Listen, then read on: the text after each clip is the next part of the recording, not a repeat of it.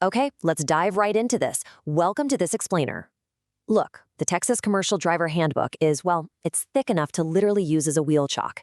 But today, we're taking that massive book and transforming it into your ultimate step-by-step roadmap to success. We're not just going to look at some bureaucratic maze of forms and tests. Let's think of this as the start of an exciting career quest, where every single step brings you closer to mastering the open road. So I gotta ask you, are you ready to drive the big rigs in Texas? Like really ready to level up your career and take on the Department of Public Safety's requirements? Because whether you're aiming for a cross-country 18-wheeler or maybe just a local delivery route, this explainer is designed to get you behind the wheel with absolute, total confidence. First things first, let's nail down exactly what you're working toward. A commercial driver license, or CDL, is the official license required by the Texas DPS to operate specific commercial motor vehicles. It's the ultimate prize here, right? It's your official proof that you've got the highly specialized skills to safely handle massive, complex machinery out there on public roads.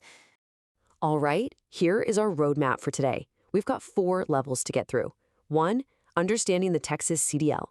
2, prerequisites and learner permits. 3, conquering the CDL tests.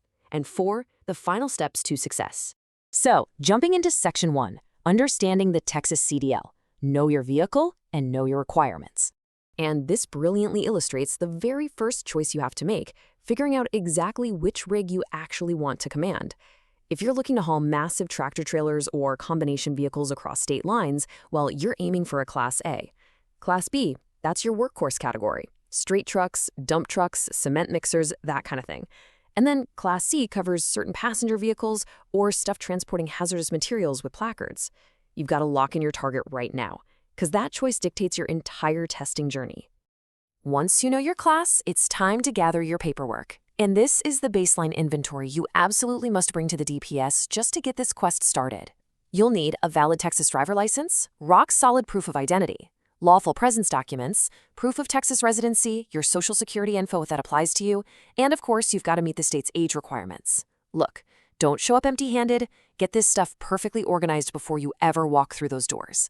Let's move to and see how this builds into Section 2, prerequisites and learner permits. This is your training and preparation phase. So, before you can even think about driving, you've got to prove you're physically capable. The DOT medical examination means visiting a certified medical examiner. They're going to check your vision, hearing, blood pressure, just your overall fitness. And why does this matter so much? Because operating an 80,000-pound vehicle is intensely demanding. It is no joke. This whole step is entirely about ensuring your physical fitness to keep the Texas highways safe for everyone. Okay, with your medical card in hand, you need to unlock your Commercial Learner Permit, or CLP. Think of this as your temporary probationary status. It's required for most first-time applicants before you can ever take the physical CDL skills test. Earning this permit means you've passed your written general knowledge tests first, basically proving you understand the rules conceptually before you even touch a real commercial vehicle. Now, I really want to slow down for a second and emphasize a super crucial, frequently asked question. Can you drive alone with a CLP? Absolutely not. No way. You must be accompanied by a qualified CDL holder. Please don't make a critical, illegal error this early in your training. A learner's permit is exactly that. It's for learning. You need a fully licensed veteran sitting right there in the passenger seat anytime you're behind the wheel. The final piece of this preparation phase is the entry-level driver training, or ELDT. This is a highly important, mandatory step for most new applicants. Gone are the days when you could just have your uncle teach you in an empty parking lot, right? Now you have to complete this training through an approved provider on the official training provider registry. It's there to ensure you're actually learning the ropes directly from certified pros. So the crucial point is getting through Section 3, conquering the CDL tests, passing the knowledge and skills exams. First up is the mental gauntlet, the written knowledge exams. The exact tests you're going to face depend entirely on the class of CDL and the specializations you chose earlier. Now, everyone has to take general knowledge, but if your rig has air brakes, you take the air brakes test. Driving a combination vehicle? Yep, there's a test for that too. The good news is you only have to conquer the exams that are relevant to your specific career path. Now, what's really interesting about these options is how you can visually map out your upgrades. This is basically an alphabet soup of CDL endorsements, the extra letters you can add to your license to make yourself way more employable. An H means you can haul hazardous materials. An N is for tank vehicles. Want to drive a school bus? You're going to need that S endorsement. Earning these does mean passing extra written tests, but man, they effectively level up your earning potential in a big way.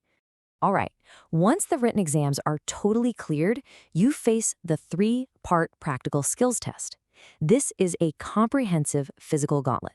Step 1, the pre-trip vehicle inspection. Step 2, basic vehicle control. And Step 3, the actual road test. You have to pass these in this exact order. And listen, failing one means you don't even get to move on to the next. It is strict. Let's look really closely at Step 1 because I cannot overstate this. The pre-trip inspection is massive. Before you ever even turn the key, you have to verbally and physically walk the examiner through a rigorous check. We're talking brakes, tires, steering, suspension, lights, mirrors, the engine compartment, the coupling system, the whole shebang. Memorizing this seemingly endless list of parts is arguably the toughest part for a lot of students. But for safety, it is absolutely non-negotiable. Now, if you crush that inspection, you move on to basic control and the road test. On the closed course, you'll be evaluated on tight maneuvers, backing up straight, offset backing, alley docking, basically proving you can wrangle 53 feet of trailer into a tiny space without breaking a sweat. Then, out on the public road, the examiner is literally watching your every move. Intersections, speed control, lane changes, railroad crossings, and absolutely most importantly, your defensive driving posture. Which brings us to the final stretch. Section 4, final steps to success. Avoiding pitfalls and crossing the finish line. I want to urgently warn you about these common automatic failures sourced directly from the handbook. Do any of these and it's instant game over for your road test. Skipping pre-trip enums, unsafe backing without proper mirror checks, speeding, or just rolling through stop signs. Striking cones on the closed course, or failing to obey the examiner's instructions. Honestly, keep this list burned into your mind. Knowing what not to do is just as important as knowing how to drive. Also, you've got to be aware of CDL restrictions. Depending on your medical exam, or honestly just the specific vehicle you brought to the test, the state might place restriction codes on your license.